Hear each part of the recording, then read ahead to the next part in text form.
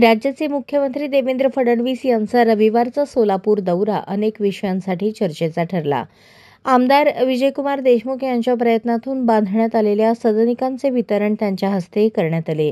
नागरिकांना आता राहायला घर मिळाले, त्यांच्या हाताला काम मिळावे यासाठी आमदार देशमुख यांनी मुख्यमंत्री फडणवीस यांच्याकडे एक मोठा उद्योग सोलापूरला आणावा अशी मागणी तर केलीच, पण त्यांनी त्यानंतर IT पार्क सुद्धा मुख्यमंत्री फडणवीस हे सोलापूरला देतील असाही विश्वास व्यक्त. देवेंद्र फडणवीस यांनी आपल्या भाषणात सोलापूरला निश्चित IT पार्क देतो, त्यासाठी MIDCच्या माध्यमातून IT पार्क तयार करू अशी घोषणा करून टाकली. त्यानंतर या IT पार्कची सोशल मीडियातून चर्चा सुरू झाली आहे.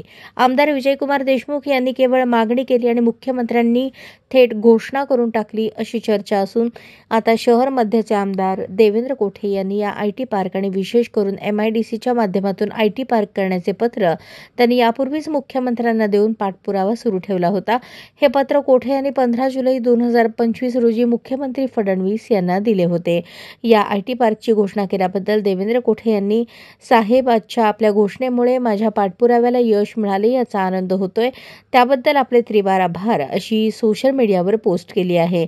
या IT पार्कवरून आता सोलापूरच्या भारतीय जनता पार्टीमध्ये श्रेयवादाची लढाई सुरू होते का, असा प्रश्न या निमित्ताने उपस्थित केला जात आहे. तीच व्यवस्था जर आपण इथे उभी केली तर मला असं वाटतं की मोठ्या प्रमाणात आपल्या मुलांच्या हाताला आपण काम देऊ शकू.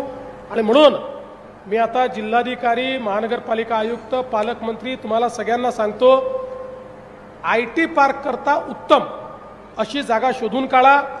मी MIDCच्या माध्यमातून IT पार्क या ठिकाणी तयार करून देईन.